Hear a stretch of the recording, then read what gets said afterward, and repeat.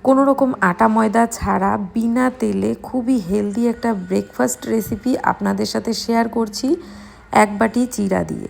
এই সামান্য এক বাটি চিড়া আর কাঁচা আলু দিয়ে এত দুর্দান্ত একটা ব্রেকফাস্ট রেসিপি তৈরি হয়, আপনারা না দেখলে বুঝতে পারবেন না। এটা আপনারা বাচ্চাদের টিফিন বক্সে বা অফিসের লাঞ্চ বক্সেও দিতে পারেন। সারাদিন খেলেও কোনো রকম গ্যাস অম্বল হবে না।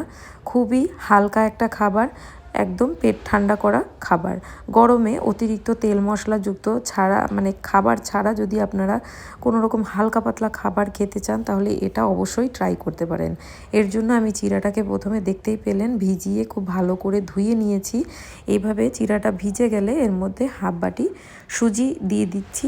সুজিটা অপশনাল, আপনারা চাইলে সুজির পরিবর্তে আপনারা কিন্তু এর মধ্যে দই ইউজ করতে পারেন, তবে আমি এখানে একটু সুজি দিয়ে দিলাম, খেতে ভালো লাগে।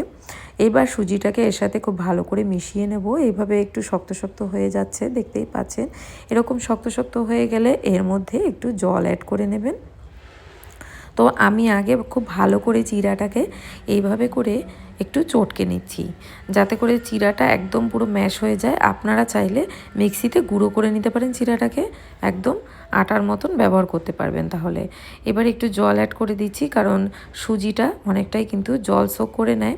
তো সেই জন্য এটাকে একটা আটার ডো যেমন মাখা হয়, তো সেইভাবে চটকে চটকে আমি খুব ভালো করে চিড়ার সাথে সুজিটাকে মিশিয়ে নিচ্ছি। এতে যতটুকু জলের দরকার একটু ছিটিয়ে ছিটিয়ে, যতক্ষণ না একটু শক্ত শক্ত মতনই থাকবে, খুব বেশি শক্ত না আবার খুব বেশি নরমও থাকবে না, তবে একটু জল জল মতন প্রথমে মেখে নেব। কারণ মেখে রেখে দিলে সুজিটা কিন্তু অনেকটাই জল সোক করে নেবে। এবার সুজিটাকে এক সাইডে রেখে দিয়ে আমি এখানে একটা আলু এইভাবে ছোট গ্রেটারের সাহায্যে গ্রেট করে নেব। যেহেতু এখানে আলুটাকে আমি কাঁচা দিচ্ছি, এই জন্য কিন্তু এখানে গ্রেটারের সাহায্যে গ্রেট করে নিচ্ছি ছোটোটার, যাতে করে আলুটা খুব ভালোভাবে তাড়াতাড়ি করে সেদ্ধ হয়ে যায়। তো এখানে আপনারা কাঁচা আলুর পরিবর্তে সেদ্ধ আলু ইউজ করতে পারেন, কিন্তু আমি বলবো কাঁচা আলুটাই ব্যবহার করতে, না হলে খাবারটা নরম তৈরি হতে পারে। এখানে আলুটাকে আমি গ্রেট করে নিচ্ছি, আর আলুটা কিন্তু আমি মিডিয়াম সাইজের নিয়েছি। সামান্য একটা আলু আর চিড়া দিয়েই বেশ অনেকটা পরিমাণ খাবার তৈরি হয়ে যায়। তো এটা কিন্তু আপনারা সকালবেলা যদি ভাত রুটি বা পরোটার ব্যতিরিকে অন্য কিছু খেতে চান, বা রেগুলারের খাবার থেকে একটু অন্যরকম কিছু খেতে চান, তাহলে এটা বানাতে পারেন। আর গরমের দিনে এটা তো খুবই ভালো একটা খাবার বাচ্চাদের পক্ষে। তো কোনো রকম অ্যাসিডিটি বা অম্বল বা কোনো রকম ক্ষতি করবে না, তেল ছাড়া একদম বিনা তেলে রান্না। তো এইভাবে করে আমি আলুটাকে জল দিয়ে বারবার 3-4 বার করে ধুয়ে নেব, যতক্ষণ না আলুর উপরে এই গেজা গেজা মতনগুলো ফেনা ফেনা যে জিনিসগুলো সেগুলো একদম পরিষ্কার জল বেরোচ্ছে, ততক্ষণ এইভাবে করে নিংড়ে নিংড়ে ধুয়ে নেব। ধুয়ে এবার একটা পাত্রে তুলে রাখলাম। এদিকে দেখতে পাচ্ছেন এটা কিন্তু বেশ অনেকটা শক্ত শক্ত মতন আছে। তো এটাকে আবারও একটু চটকে নিচ্ছি, যত ভালো চটকে নেওয়া যাবে তত খাবারটা ভালো তৈরি হবে। তো এর মধ্যে আমি এবার কাঁচা আলুগুলিকে মিশিয়ে নেব। প্রথমেই লবণ অ্যাড করবেন না, কারণ প্রথমেই লবণ অ্যাড করলে কিন্তু জল বের হবে আলু থেকে, আর খাবারটা নরম হবে। এইবার আলুর পরে আমি এর মধ্যে দিয়ে দিলাম একটা মিডিয়াম সাইজের কুচানো পেঁয়াজ। এখানে পেঁয়াজ যদি আপনারা ভালো খান তাহলে আরও বেশি পরিমাণ দিতে পারেন, তবে আমি যেহেতু একদমই হালকা ফুলকা খাবার বানাচ্ছি, তো সেই জন্য খুব বেশি কোনো রকম কিন্তু মশলাদার জিনিস আমি এর মধ্যে অ্যাড করব না। তো এইবার এটাকে খুব ভালো করে চটকে নেব। খুব ভালো করে চটকে আলু আর পেঁয়াজটাকে এর সাথে মিশিয়ে নেব। প্রথমেই আপনারা কিন্তু লবণ অ্যাড করবেন না, তবে এর মধ্যে লবণ অ্যাড করতে হবে। আগে খুব ভালো করে মিশিয়ে নিয়ে তারপরে লবণ অ্যাড করবেন, না হলে পেঁয়াজ আর আলু দুটো থেকেই জল ছাড়তে শুরু করবে, কারণ সবজির মধ্যে লবণ দিলে সবজি অনেকটা নরম হয়ে আসে এবং জল ছাড়তে শুরু করে। তো এটাকে খুব ভালো করে মেখে নিয়েছি, দেখতেই পাচ্ছেন। এইবার এখানে আমি এর মধ্যে লবণ অ্যাড করে দিচ্ছি। লবণ অ্যাড করে এটাকে খুব ভালো করে হাতের সাহায্যে মেখে নেব। আবারও লবণটাকে এর মধ্যে, আপনারা চাইলে এর মধ্যে কিন্তু একটু সামান্য ম্যাগি মশলা ইউজ করতে পারেন, তবে আমি এখানে কোনো রকম ম্যাগি মশলা দিচ্ছি না।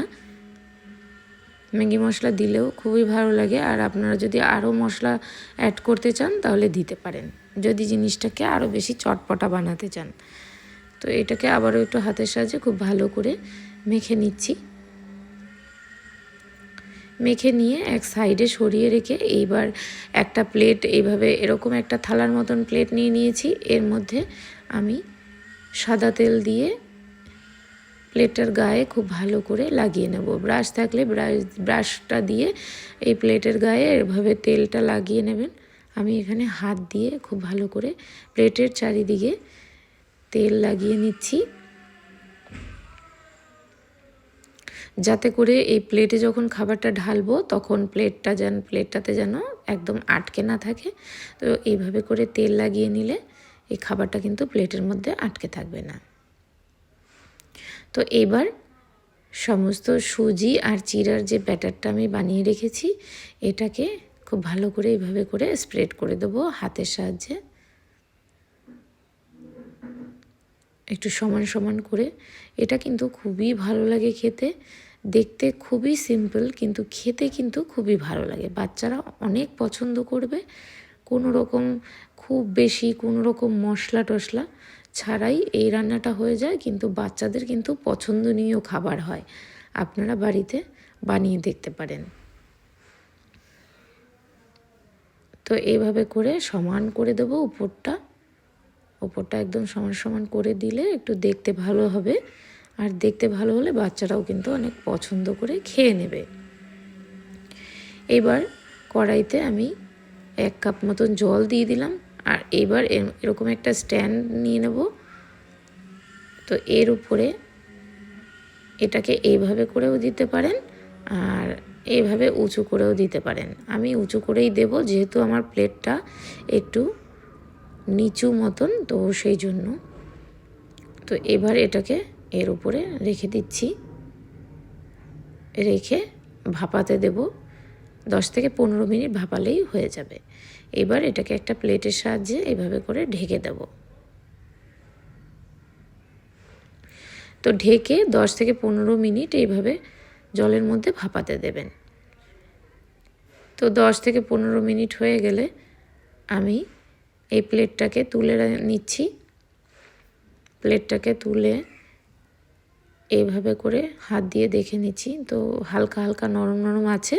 এটা যতক্ষণ এরকমভাবে গরম থাকবে ততক্ষণ কিন্তু এটা নরমই থাকবে। তো এই নরম অবস্থাতে উপর দিয়ে একটু চটপটা স্বাদের জন্য আমি দিয়ে দিলাম মিট মশলা।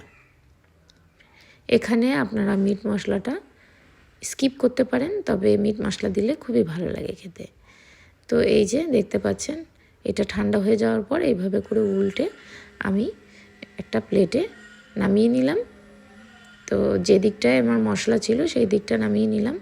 আর দেখুন কতটা দেখতে লোভনীয় হয়েছে। এইভাবে এবার এটাকে পিস পিস করে কেটে নেব। আপনারা যে কোনো রকমভাবে কেটে নিতে পারেন।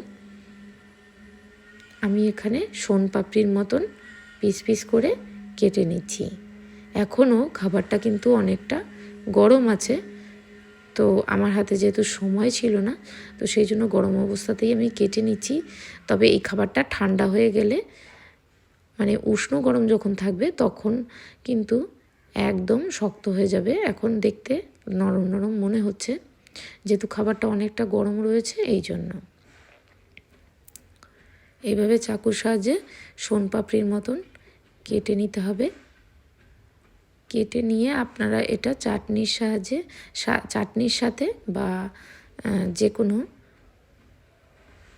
রায়তার সাথে আপনারা এটা খেতে পারেন, খুবই ভালো হয় খেতে।